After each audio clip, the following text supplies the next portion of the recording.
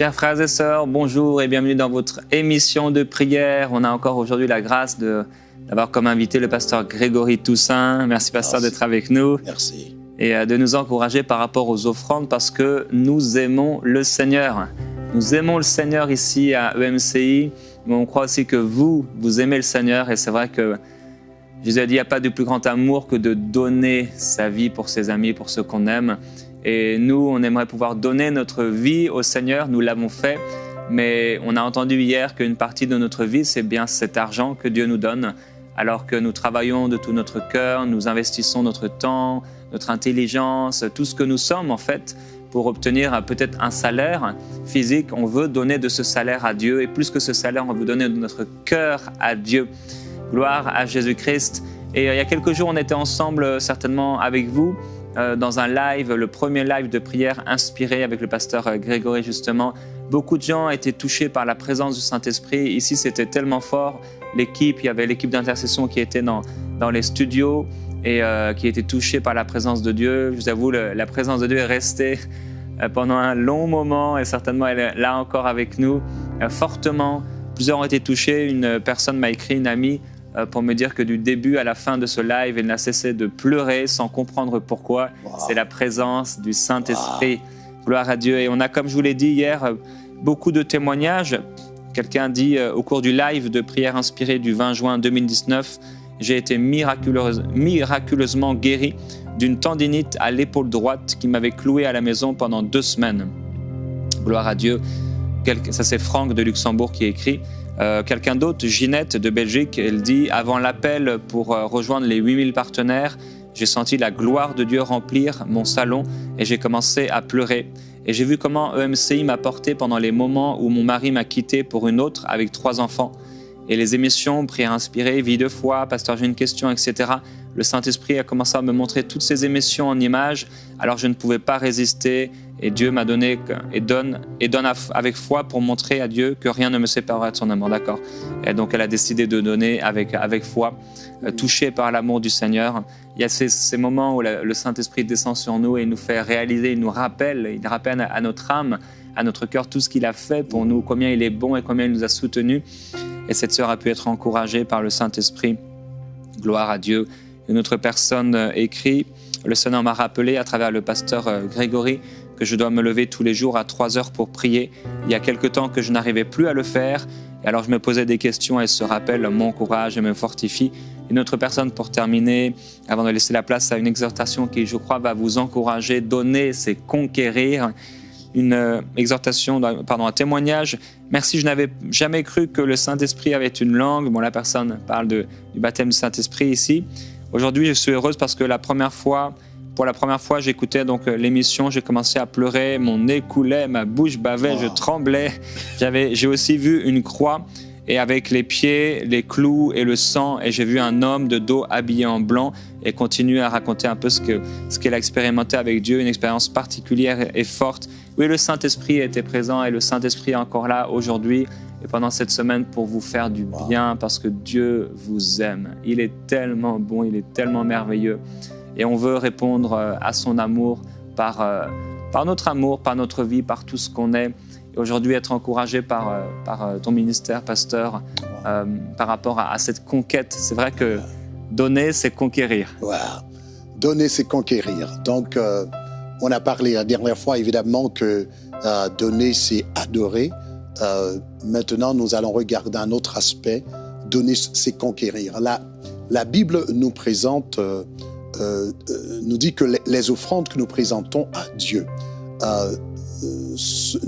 non seulement représentent une forme d'adoration, mais nos offrandes sont également une arme spirituelle que Dieu nous donne pour pouvoir conquérir dans de différents aspects de notre vie. Donc, nous avons 3 exemples dans la Bible, ou encore 3 phrases qui vont servir d'exemple. Numéro 1, une offrande peut compenser pour votre faiblesse. Une offrande peut compenser pour votre faiblesse. Nous trouvons une histoire assez intéressante dans le livre des rois, c'est 1 Roi chapitre 3, les versets 4 jusqu'à 14. Il s'agit de Salomon.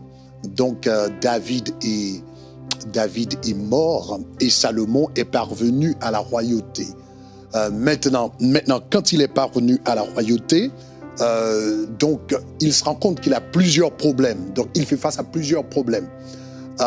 Donc le premier problème de Salomon, c'était ses ennemis.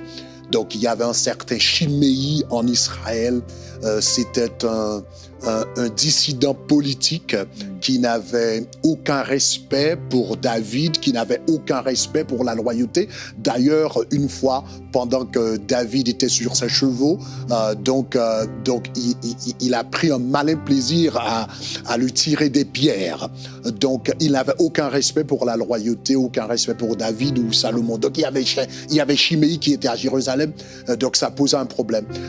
Deuxièmement, un autre ennemi qu'il avait, c'était son propre frère, Adonijah. Quand il est parvenu à la royauté, il avait un frère, le 4e fils de David, qui lui aussi voulait la royauté. Donc, il a divisé l'armée, il a divisé le pays, le peuple. Donc, il avait un groupe de gens autour de lui et il voulait combattre Salomon pour pouvoir accéder à la royauté. Donc, ça, c'était le deuxième problème de Salomon. Troisième problème, c'est que Joab, qui était un militaire chevronné, expérimenté, qui servait David, quoique le Seigneur avait fait de façon claire que Salomon était celui qu'il avait choisi pour régner en Israël, Joab a décidé de soutenir Adonijah, et Joab, c'était un militaire expérimenté. Voilà, maintenant, il était contre Salomon. Donc, Salomon avait pas mal de problèmes. Donc, il avait des ennemis, deuxièmement, Salomon avait un autre problème, c'était son manque d'expérience. Il était jeune, il ne savait pas, mais je suis jeune, comment est-ce que je vais diriger l'armée, comment je vais régler tout le système, gérer tout le système de santé, d'économie, de transport, d'agriculture, etc. Donc, il est jeune, donc il ne sait pas comment il va gérer ce peuple. Et c'était une grande foule, c'était une grande population, comment des milliers de personnes. Le dénombrement que David avait fait, c'était au-delà de 1 100 000 hommes, sans compter les femmes et les enfants. Donc, il avait toute une population à gérer, donc il n'avait pas d'expérience. C'était son deuxième problème. Le troisième problème, c'est qu'il était successeur de David. Et David, c'était un grand roi. Donc, il avait de grands souliers à chausser. David, c'est celui qui a vaincu Goliath. David, c'est celui qui a conquis Jérusalem et en a fait la capitale du pays. David a éradiqué tous les géants de la terre. Donc, déjà, David, c'était l'homme selon le cœur de Dieu. Donc, c'était un homme extraordinaire. Donc, voilà, lui, maintenant, il vient après David. Donc, il avait pas mal de problèmes. Et donc, il a eu cette idée géniale. Pourquoi ne pas me rendre à Gabaon et présenter une offrande à l'Éternel? J'ai pas mal de problèmes, j'ai pas mal de faiblesses, je ne sais pas comment je vais diriger. Donc, il se rendit à Gabaon et la Bible dit qu'il a présenté une offrande à l'Éternel. Mais c'était pas juste une offrande, c'était une offrande extraordinaire parce que la Bible dit dans le livre des rois qu'il a présenté 1000 holocaustes, tandis la loi demandait qu'on présentât une holocauste à l'Éternel. Lui, il a présenté 1000 holocaustes à l'Éternel. Donc, il a présenté une offrande extraordinaire. Et la générosité de Salomon a attiré l'attention de l'Éternel, a attiré l'attention du Seigneur.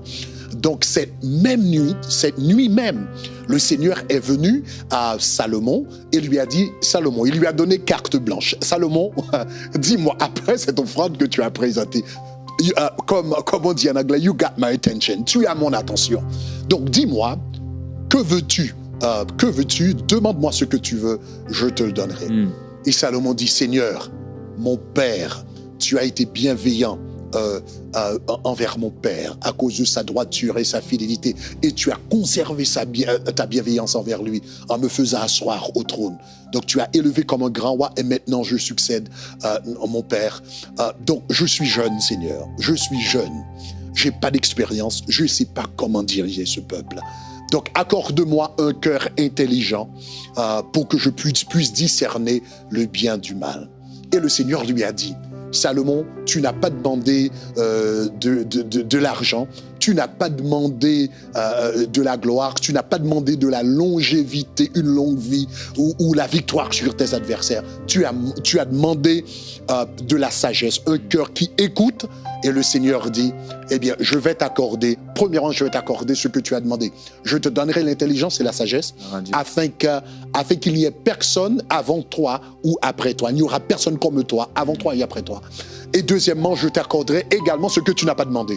Je te donnerai la richesse, je te donnerai la gloire, je te donnerai les choses que tu n'as pas demandé. Donc voilà, Salomon était en songe. Quand cet homme est réveillé, il est réveillé le roi ou encore l'homme le plus sage de la terre. Donc toutes les faiblesses de cet homme étaient comblées en une seule nuit. Il est réveillé avec toute la sagesse qu'il lui fallait pour diriger le pays.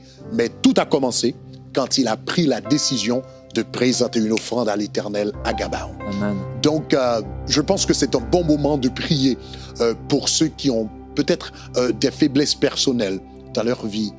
Donc c'est un bon moment pour prier là-dessus. Et pendant que nous prions là-dessus, souvenez-vous que votre offrande, c'est une forme d'adoration. Donc pendant que nous prions, vous pouvez aller sur le site internet. Donc c'est les 8000.com. Vous pouvez aller sur le site internet les 8000.com et devenez partenaire ou faire une offrande ponctuelle. Maintenant, pendant que nous sommes en train de prier, c'est toujours dans l'idée parce que notre offrande, c'est une adoration. Oh yes. Gloire à toi, Seigneur. Tu es merveilleux. C'est toi, Jésus-Christ, qui a dit du ciel. Tu n'agrées ni sacrifice et holocauste, mais tu m'as formé un corps. Je viens, ô Dieu, pour faire ta volonté. Seigneur, nous venons aujourd'hui dans les difficultés qui sont les nôtres, les défis qui sont les nôtres, te dire encore, tu nous as formé un corps. Nous venons, ô Dieu, pour faire ta volonté. Et je prie, Père, pour les personnes qui nous écoutent et qui, dans leur corps, ont des défis, qui, dans leur vie, ont des difficultés. Toi-même, Seigneur Jésus, tu es passé par là.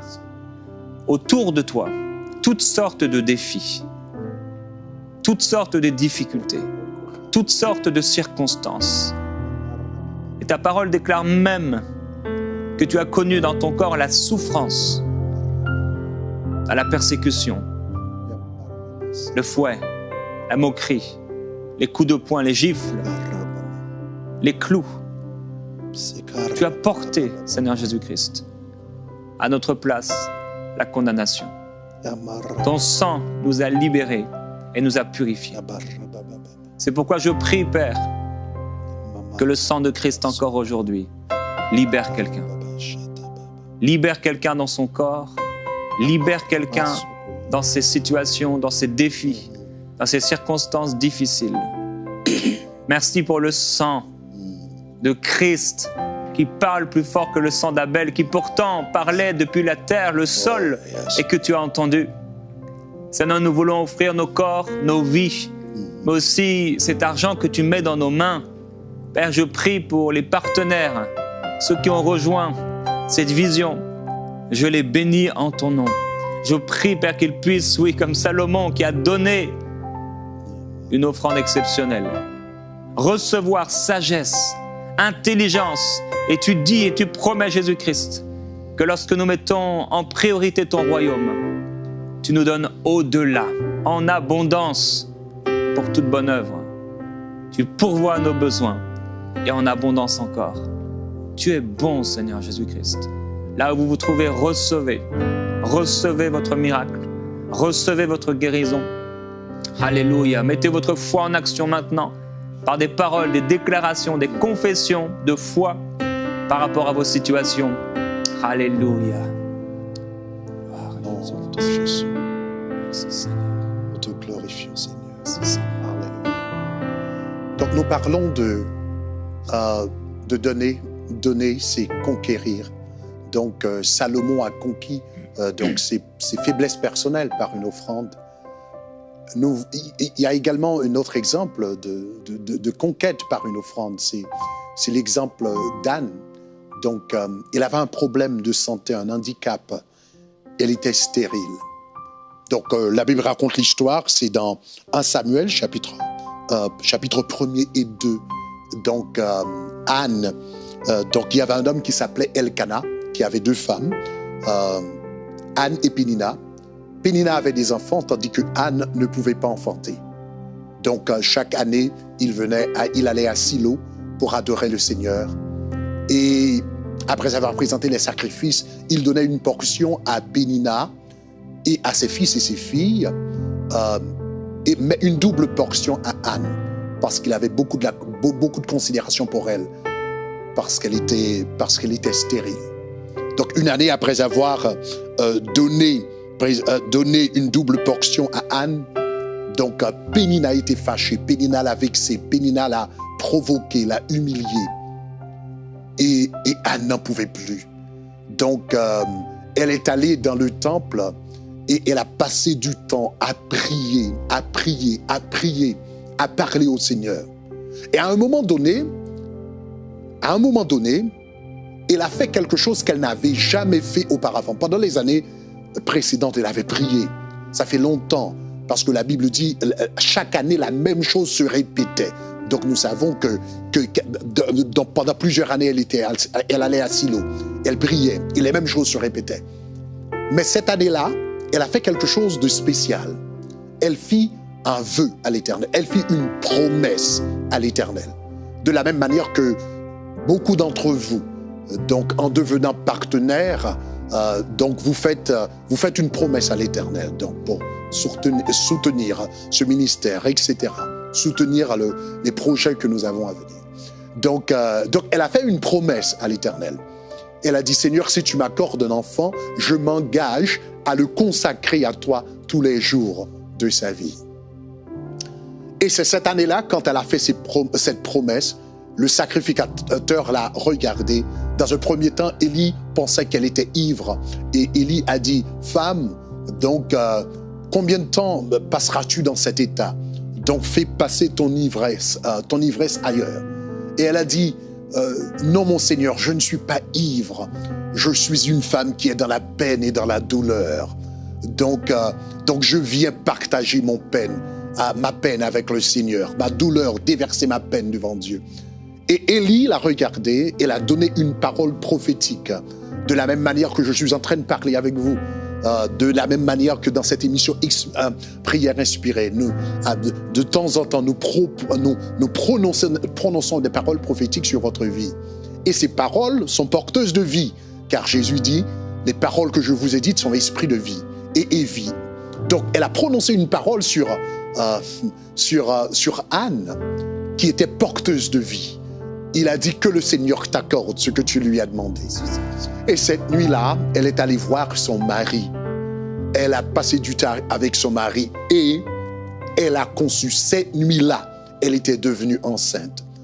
Quand l'enfant était sevré, donc elle est retournée au temple. Et ça, j'aime beaucoup. Elle est retournée au temple. Et quand elle est retournée au temple, elle a dit à Élie, « Te souviens-tu de moi ? Je suis la femme qui, il y a quelques années, était ici, qui pleurait. » Donc, elle a dit, c'est moi. Elle était obligée de réveiller la mémoire d'Élie. Élie ne pouvait pas la reconnaître.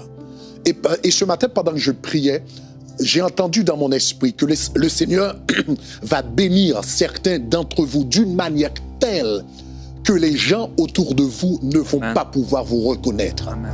Vous allez devoir vous identifier à vos habits, à vos proches et même à certains parents, parce que la grâce de Dieu va tellement transformer ta vie. Les gens ne pouvaient pas te reconnaître, pourront pas te reconnaître. Donc cette femme-là, Élie ne pouvait pas la reconnaître. Elle a dit, oui, c'est moi, quelques années qui pleurait. Mais elle a dit, le Seigneur a exaucé ma prière. En d'autres termes, le Seigneur l'a fait. Écoute-moi, chers amis, le Seigneur va le faire. Alléluia. Va le faire. Je sais que tu as cette requête devant le Seigneur, tu as cette prière. Il y a une situation qui paraît impossible, comme la situation d'Anne paraissait impossible. Mais à la fin, Anne a dit, le Seigneur l'a fait. C'est moi, c'est moi, c'est moi. Le Seigneur l'a fait. Oui, de la même manière que le Seigneur l'a fait pour Anne, le Seigneur le fera pour toi. Le Seigneur l'a fait. Donc, elle est venue, donc elle a présenté l'enfant. Elle avait fait une promesse et elle a respecté sa promesse. Elle a respecté sa promesse. Et c'est très, très important. Donc, vous qui êtes en train de faire des promesses, qui êtes en train de devenir partenaire, donc c'est très important. C'est une promesse et c'est très, très important de respecter cette promesse. Donc, elle a respecté la promesse. Et puisqu'elle a respecté la promesse, il y a une autre partie à l'histoire à laquelle ça fait longtemps que je n'avais pas prêté attention, jusqu'à ce qu'une fois, je lisais et j'ai remarqué quelque chose d'autre. Elle a respecté la promesse qu'elle avait faite au Seigneur. Et dans le livre, ça c'est dans 1 Samuel, chapitre 1, l'histoire que j'ai racontée, mais dans 1 Samuel chapitre 2, quand elle a présenté l'enfant au Seigneur, dans le chapitre qui succède, la Bible nous présente la prière d'Anne. Et je vous lis en version, la Bible en version courante, français courant. Bible en français courant. Dans 1 Samuel chapitre 2, verset 1er, il dit « Ensuite Anne prononça cette prière et dit « Grâce au Seigneur, j'ai de la joie. J'ai de la joie plein le cœur. Grâce au Seigneur, j'ai la tête haute. J'ai la tête haute. Le Seigneur va élever ta tête. J'ai la tête haute. Je peux rire. Je peux rire de mes ennemis. » Et elle dit, je me réjouis.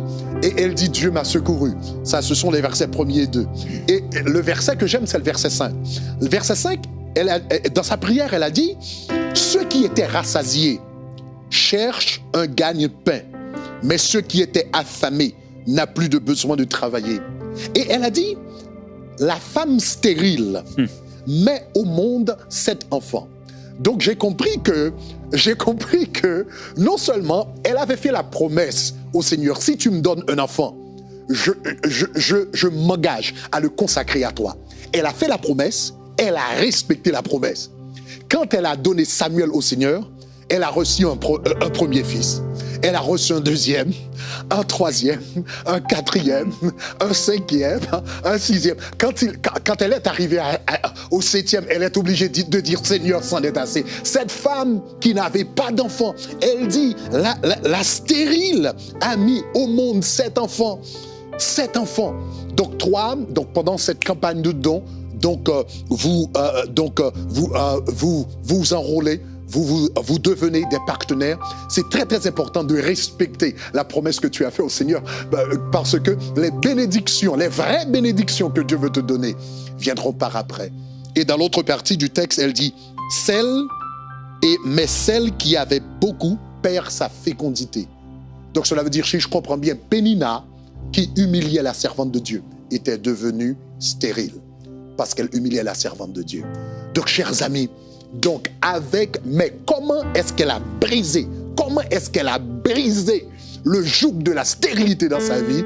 Elle a fait un vœu, elle a fait une offrande, elle a présenté son enfant au Seigneur.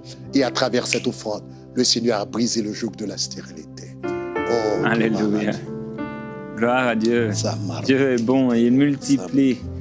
Il multiplie et ses compassions, ses bontés se renouvellent chaque matin pour nous.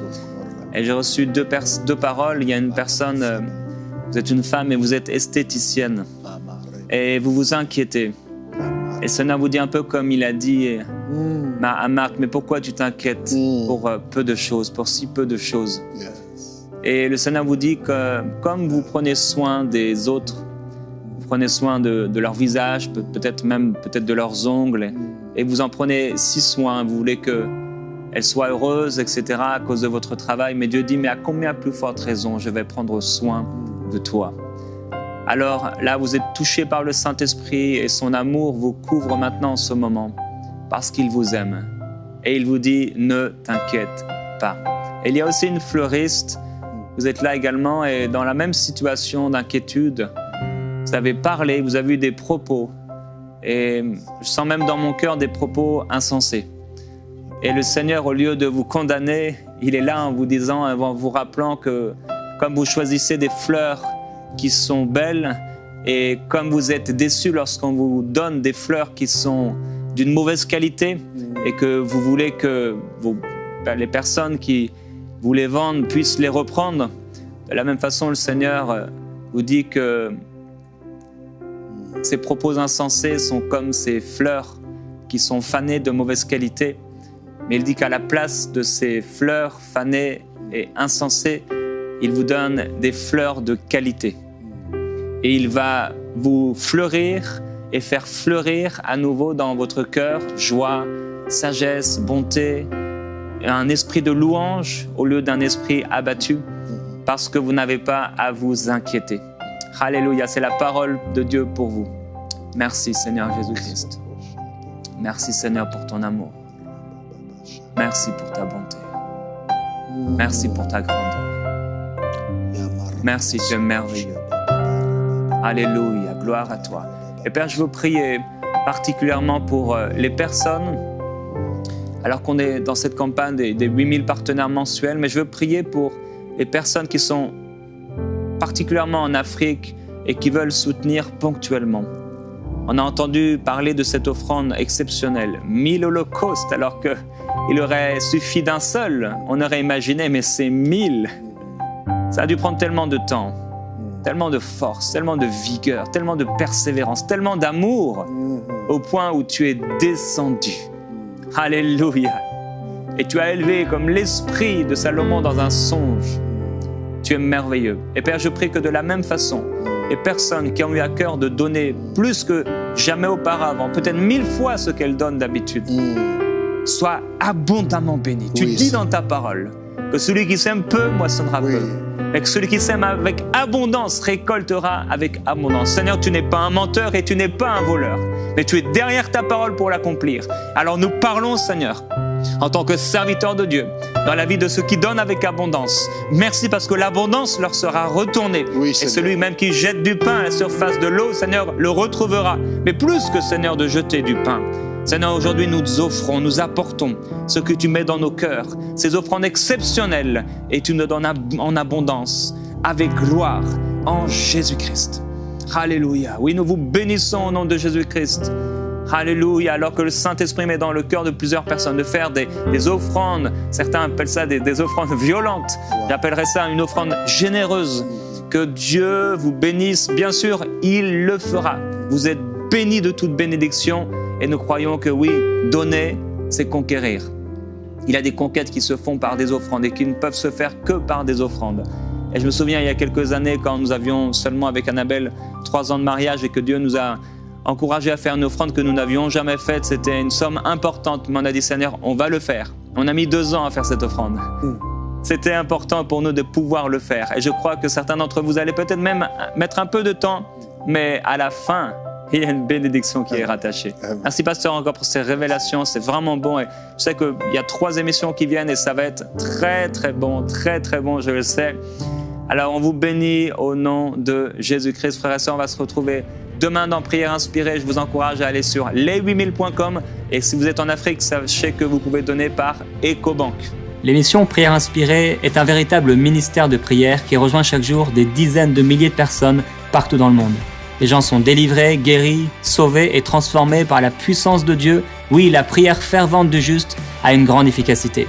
Aujourd'hui, je veux vous encourager à rejoindre les 8000 personnes, 8000 partenaires qui vont amener EMCI TV dans une nouvelle dimension. En rejoignant les partenaires, vous permettez à ces milliers de personnes d'être sauvées, édifiées et transformées par la puissance de Dieu. Dès maintenant, donnons pour faire entrer EMCI dans une nouvelle saison. Pour faire votre don, rendez-vous sur emcitv.com/8000.